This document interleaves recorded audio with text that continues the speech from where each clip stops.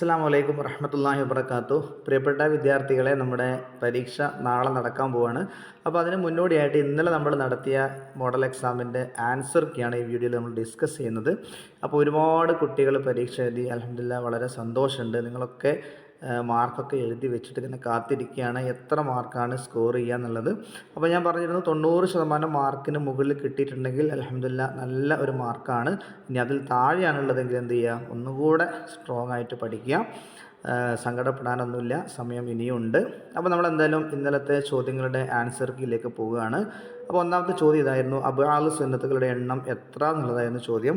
ഉത്തരം 7 option B 7. അള്ളാഹുവിൻ്റെ വാജിബായ സിഫത്തുകളുടെ എണ്ണം എത്രയാണ്? Option C 20. അടുത്ത ചോദ്യം, ഖുബായിൽ നബി തങ്ങൾ ഏതാനും ദിവസം താമസിച്ച ഗോത്രം ഏതാണ് എന്നുള്ളതായിരുന്നു. ഓപ്ഷൻ സി ബനു അംർ ബിനു ഔഫ് എന്നുള്ളതാണ് അതിൻ്റെ കറക്റ്റ് ആൻസർ വരുന്നത്. റവാത്തിബ് സുന്നത്തുകൾ എത്ര റക്അത്താണ് എന്നുള്ളതായിരുന്നു 4ാമത്തെ ചോദ്യം. ഉത്തരം ഓപ്ഷൻ ബി 22 എന്നാണ്. അടുത്ത ചോദ്യം, ലാ ബഅസ തുഹൂർ എന്ന് നബി സല്ലല്ലാഹു അലൈഹി വസല്ലം തങ്ങൾ പറയുന്ന സന്ദർഭം ഏതാണെന്നുള്ളതായിരുന്നു. രോഗിയെ സന്ദർശിക്കുമ്പോഴാണ് നബി സല്ലല്ലാഹു അലൈഹി വസല്ലം തങ്ങൾ ലാ ബഅസ തുഹൂർ എന്ന് പറഞ്ഞിരുന്നത്. മദ് ആരിൽ നീട്ടേണ്ട ഖദർ എത്രയാണെന്നുള്ളതായിരുന്നു 6ാമത്തെ ചോദ്യം. 3 അലിഫിൻ്റെ ഖദറാണ്. ചോദ്യം 7, വെറുക്കപ്പെടുന്നത് ചെയ്യാതിരിക്കാനുള്ള ഉൾപ്രേരണ എന്താണെന്നുള്ളതാണ്. ലജ്ജയാണ് വെറുക്കപ്പെടുന്നത് ചെയ്യാതിരിക്കാനുള്ള ഉൾപ്രേരണ. കല്ലാബൽ റാന എന്നത് എന്തുമായി ബന്ധപ്പെട്ടിരിക്കുന്നു എന്നതായിരുന്നു ചോദ്യം. അപ്പോൾ അത് ഞാൻ വായിച്ചപ്പോഴേ അവിടെ ആ ഒരു സക്കത്ത ചെയ്തിട്ടാണ് ഞാൻ വായിച്ചത്. അപ്പോൾ ഒരു പക്ഷേ നന്നായിട്ട് തജ്വീദൊക്കെ അറിയുന്ന കുട്ടികൾക്ക് അവിടെ നിന്ന് തന്നെ അതിൻ്റെ ഉത്തരം കിട്ടിയിട്ടുണ്ടാകും. അപ്പം സക്കത്തയാണ് അതുമായി ബന്ധപ്പെട്ടിരിക്കുന്നത്. ഇനി പെരുന്നാൾ നിസ്കാരത്തിൽ 1-ാം റക്അത്തിൽ എത്ര തക്ബീറുകൾ ഉണ്ട് എന്നതായിരുന്നു ചോദ്യം. 7. പെരുന്നാൾ നിസ്കാരത്തിൽ 1-ാം റക്അത്തിൽ 7 തക്ബീറുകളാണുള്ളത്. ഇനി ഖുത്ബയുടെ ഷർത്തുകൾ എത്ര എന്നുള്ളതായിരുന്നു 10ാമത്തെ ചോദ്യം. 9. ഖുത്ബയുടെ ഷർത്തുകൾ 9.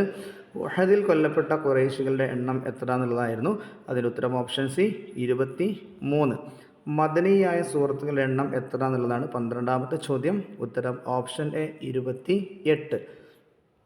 13ാമത്തെ ചോദ്യം, മുഅ്തദ് യുദ്ധം നടന്ന വർഷമായിരുന്നു. അതിൻ്റെ ഉത്തരം ഓപ്ഷൻ എ ഹിജ്റ 8-ാം വർഷം എന്നുള്ളതാണ്. ഇനി ബുസ്ര രാജാവ് വധിച്ച ദൂതൻ ആര് എന്നുള്ളതായിരുന്നു. Option C Haris bin Umair റളിയല്ലാഹു അൻഹു ആണ് ബുസ്ര രാജാവ് വധിച്ച ദൂതൻ. ഇനി ഖിയാമു റമളാൻ എന്നറിയപ്പെടുന്നത് എന്താണെന്നുള്ളതാണ്. ഓപ്ഷൻ എ തറാവീഹ് നിസ്കാരമാണ് ഖിയാമു റമളാൻ എന്നറിയപ്പെടുന്നത്. റമളാനിൽ ഒരു സുന്നത്ത് കർമ്മം ചെയ്താൽ ലഭിക്കുന്ന കൂലി എത്ര? ഓപ്ഷൻ എ ഒരു ഫർള് ചെയ്ത കൂലിയാണ് റമളാനിൽ ഒരു സുന്നത്ത് കർമ്മം ചെയ്താൽ ലഭിക്കുന്നത്. ഇനി 17ാമത്തെ ചോദ്യം, നോമ്പ് പരിചയാണ് എന്ന ഹദീസിനെ നോമ്പിൻ്റെ യഥാർത്ഥ നേട്ടം ലഭിക്കണമെങ്കിൽ ചീത്തയായ വാക്കുകളും പ്രവർത്തികളും അവൻ ഒഴിവാക്കിയിരിക്കണമെന്ന് വിശദീകരിച്ചത് ആരാണെന്ന് ചോദിച്ചാൽ ഇബ്നു ഹജർ റളിയല്ലാഹു അൻഹു ആണ് അതിൻ്റെ ഉത്തരമായിട്ട് വരുന്നത്.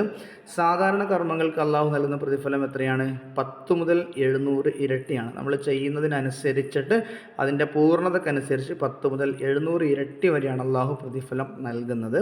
ഇനി ഇത്ഹാഫ് ആരുടെ ഗ്രന്ഥമാണെന്ന് ചോദിച്ചാൽ ഇബ്നു ഹജർ റളിയല്ലാഹു അൻഹുവിൻ്റെ ഗ്രന്ഥമാണ് ഇത്ഹാഫ്. സുന്നത്തായ നോമ്പുകൾ എത്ര വിധമാണ്? ഓപ്ഷൻ എ 3 വിധമാണ്. സുന്നത്തായ നോമ്പുകൾ 3 വിധം. ഇനി റമളാൻ നിർബന്ധമാക്കപ്പെട്ട വർഷമാണ് ചോദിച്ചതെങ്കിൽ ഹിജ്റ 2-ാം വർഷമാണ്. ഹിജ്റ 2-ാം വർഷമാണ് റമളാൻ നിർബന്ധമാക്കപ്പെട്ടത്. ആരുടെ മൗനമാണ് തസ്ബീഹ് എന്ന് ചോദിച്ചാൽ അമ്പിയാക്കളുടെ, സ്വാലിഹീങ്ങളുടെ, പണ്ഡിതരുടെ എന്നുള്ളതാണ്. അതിൽ നമുക്ക് അറിയാം, പുസ്തകം വായിച്ചിട്ടുണ്ടെങ്കിൽ അല്ലെങ്കിൽ നമ്മുടെ ക്ലാസ്സുകൾ കേൾക്കുകയും നമ്മുടെ മെറ്റീരിയൽ വായിക്കുകയൊക്കെ ചെയ്ത ആളുകൾക്ക് അറിയാം, നോമ്പുകാരുടെ മൗനമാണ് തസ്ബീഹ്. ഒരു മുദ്ദ് എത്ര മില്ലി ലിറ്റർ ആണെന്ന് ചോദിച്ചാൽ 800 മില്ലി ലിറ്റർ എന്താണ് അതിൻ്റെ ഉത്തരമായിട്ട് വരുന്നത്. നോമ്പിൻ്റെ ഫർളുകൾ എത്ര എന്നുള്ളതാണ് അടുത്ത ചോദ്യം. 2. നോമ്പിൻ്റെ ഫർളുകൾ 2. അടുത്ത ചോദ്യം എന്തായിരുന്നു? റമളാനിലെ നോമ്പിൻ്റെ നിയ്യത്ത് ഉച്ചയ്ക്ക് മുമ്പ് വെച്ചാൽ മതിയെന്ന് അഭിപ്രായമുള്ള മദ്ഹബ് ഏതാണ് എന്നുള്ളതാണ്. അത് ഹനഫി മദ്ഹബാണ്. റമളാനിലെ നോമ്പിൻ്റെ നിയ്യത്ത് ഉച്ചയ്ക്ക് മുമ്പ് വെച്ചാൽ മതിയെന്ന് അഭിപ്രായമുള്ള മദ്ഹബ്. അപ്പോൾ ഇതോടുകൂടെ നമ്മൾ റമളാൻ നോമ്പുകളും എന്നുള്ള പുസ്തകത്തിലുള്ള ചോദ്യങ്ങൾ പൂർത്തിയാക്കിയിരിക്കുകയാണ്. ഇനി അടുത്ത ചോദ്യം ഇതാണ്, ഇംസാക്ക് നിർബന്ധമായ വിഭാഗം എത്രയാണ്? 7. ഫാത്തിഹയിലെ അക്ഷരങ്ങളുടെ എണ്ണം എത്രയാണ്? 156. ബിസ്മിയിലെ അക്ഷരങ്ങളുടെ എണ്ണം എത്രയാണ്? 19. Option B 19. അതുപോലെ തന്നെ ഒരു സാഴ് എത്ര മുദ്ദാണെന്ന് ചോദിച്ചാൽ 4 എന്നാണ് അതിൻ്റെ ഉത്തരമായിട്ട് വരുന്നത്. ഒരു സാഴ് എത്ര മുദ്ദാണെന്ന് ചോദിച്ചാൽ 4 മുദ്ദാണ് ഒരു സാഴ്. സക്കാത്തിൻ്റെ അവകാശികളാണ്, സക്കാത്തിൻ്റെ എന്നല്ല, സക്കാത്തിൻ്റെ അവകാശികൾ എത്രയാണ്? 8 പേരാണ്. 8 ആൾക്കാരാണ് സക്കാത്തിൻ്റെ അവകാശികളായിട്ടുള്ളത്. വിത്തർ ഒന്നിൽ പതിവാക്കുന്നതിൻ്റെ വിധി എന്താണ്? കറാഹത്താണ്. എപ്പോഴും ഒരു റക്അത്ത് മാത്രം വിത്തർ നിസ്കരിക്കുന്നത് കറാഹത്താണ്. നമുക്കറിയാം അതിൻ്റെ പരിപൂർണതയിൽ കുറഞ്ഞത് 3 റക്അത്താണെന്നൊക്കെ നമ്മൾ പറഞ്ഞിട്ടുണ്ടായിരുന്നു. അടുത്ത ചോദ്യം, വിത്തർ ഒരു റക്അത്ത് മാത്രം നിസ്കരിക്കുന്നതിൻ്റെ വിധി എന്ത് എന്നുള്ളതായിരുന്നു. ഉത്തരം ഖിലാഫുൽ ഔലയാണ്. ഒരു റക്അത്ത് മാത്രം നിസ്കരിക്കൽ ഖിലാഫുൽ ഔലയും അത് പതിവാക്കൽ കറാഹത്തുമാണ്. ഇനി അടുത്തത്, നോമ്പ് മുറിച്ച ഉടൻ സുന്നത്താണ് എന്തെന്ന് ചോദിച്ചാൽ എന്താണ്? അടുത്ത നോമ്പിൻ്റെ നിയ്യത്ത് വെക്കലാണ്. നോമ്പ് മുറിച്ച ഉടനെ സുന്നത്താകുന്നത് അടുത്ത നോമ്പിൻ്റെ നിയ്യത്ത് വെക്കലാണ്. ഒരു മുദ്ദ് ഭക്ഷ്യധാന്യം സാധുക്കളായ മുസ്ലിങ്ങൾക്ക് നൽകുന്നതിനെ പറയുന്നത് എന്താണ്? ഫിദിയ കൊടുക്കുക എന്നുള്ളതാണ്. ഫിദിയ കൊടുക്കുക എന്നുള്ളതാണ് ഒരു മുദ്ദ് ഭക്ഷ്യധാന്യം സാധുക്കളായ മുസ്ലിങ്ങൾക്ക് നൽകുന്നതിനെ പറയാം. മറ്റു നാടുകളിലെ 1000 റമളാനുകളേക്കാൾ ശ്രേഷ്ഠമായ സ്ഥലം ഏതാണ്? മദീനയാണ്. മറ്റു നാടുകളിലെ 1000 റമളാനുകളേക്കാൾ ശ്രേഷ്ഠമായ സ്ഥലം മദീനയാണ്. കറാഹത്തായ നോമ്പ് ഏതാണ്? വെള്ളിയാഴ്ച നോമ്പാണ് കറാഹത്തായ നോമ്പ് വെള്ളിയാഴ്ച നോമ്പാണ്. ഇഹപര മോക്ഷത്തിൻ്റെ മാധ്യമമായിട്ട് ഖുർആൻ വിശേഷിപ്പിച്ചത് നോമ്പിനെയാണ്. ഇഹപരമായ മോക്ഷത്തിൻ്റെ മാധ്യമമായിട്ട് ഖുർആൻ വിശേഷിപ്പിച്ചത് നോമ്പിനെയാണ്. ഒന്നിടവിട്ട ദിവസങ്ങളിൽ നോമ്പ് പതിവാക്കിയ പ്രവാചകൻ ആരാണ്? ദാവൂദ് നബി അലൈഹിസ്സലാമാണ്. ദാവൂദ് നബി അലൈഹിസ്സലാമിൻ്റെ നോമ്പാണ് അള്ളാഹുവിന് ഇഷ്ടം എന്നൊക്കെ നമ്മൾ ആ സമയത്ത് പറഞ്ഞിട്ടുണ്ടായിരുന്നു. അടുത്ത ചോദ്യം ഇതാണ്, ഒരു ദിവസത്തെ നോമ്പ് കൊണ്ട് എത്ര നന്മകളാണ് എഴുതപ്പെടുക? 10 നന്മകളാണ്. ഒരു ദിവസത്തെ നോമ്പ് കൊണ്ട് എഴുതപ്പെടുന്നത് 10 നന്മകളാണ്. ഇസ്ലാമിലെ നോമ്പിൻ്റെ വിധികൾ എത്രയാണ്? 4 വിധമാണ് അല്ലേ?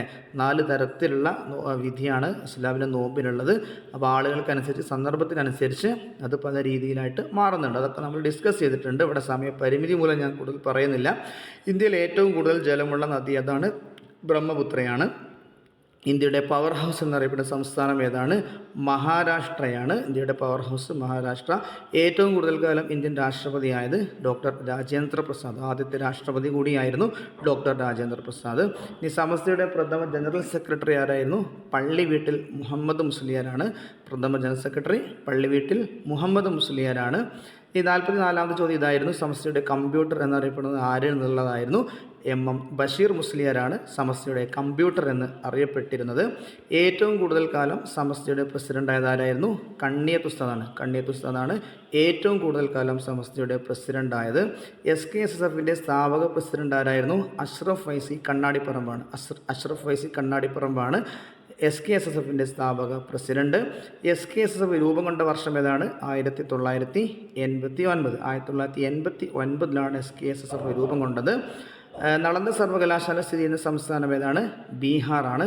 കേരള നിയമസഭയുടെ ആദ്യ സ്പീക്കർ ആരാണ്? R ശങ്കര നാരായണൻ തമ്പിയാണ്. ഏറ്റവും കുറഞ്ഞ പ്രായത്തിൽ കേരള മുഖ്യമന്ത്രിയായത് AK ആൻ്റണിയാണ്.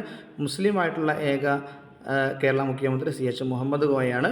അപ്പോൾ ഇത്രയും കാര്യങ്ങളാണ് നമ്മൾ കഴിഞ്ഞ ചോദ്യങ്ങൾ ഉൾപ്പെടുത്തിയത്. അപ്പോൾ ഇവിടെ 42 എന്ന നമ്പറിൽ 2 തവണ ചോദ്യങ്ങൾ വന്നിട്ടുണ്ടെന്ന് ഒരുപാട് പേര് പറഞ്ഞിട്ടുണ്ടായിരുന്നു. അപ്പോൾ അത് വിഷയമാക്കേണ്ടതില്ല. 42 എന്ന നമ്പറിൽ നിങ്ങൾ എന്ത് ചെയ്താൽ മതി? 2 ചോദ്യങ്ങൾ ഇട്ടിട്ട് ഒന്നാമത്തതിൻ്റെ ഉത്തരവും രണ്ടാമത്തതിൻ്റെ ഉത്തരവും മാറി മാറി എഴുതിയിട്ട് അങ്ങനെ പോയാൽ മതി. ഇപ്പോൾ എന്തായാലും ഒരുപാട് കുട്ടികൾ പങ്കെടുത്തു. അപ്പോൾ നിങ്ങൾ എന്ത് ചെയ്യുക? മാർക്ക് നോക്കിയിട്ട് കിട്ടിയ മാർക്ക് നിർബന്ധമായിട്ട് എന്ത് ചെയ്യുക? എത്ര കുറവാണെങ്കിലും കൂടുതലാണെങ്കിലും വീഡിയോയ്ക്ക് താഴെ നിങ്ങൾക്ക് കിട്ടിയ മാർക്ക് കമൻറ്റ് ചെയ്യുക. നന്നായിട്ട് പഠിക്കുക.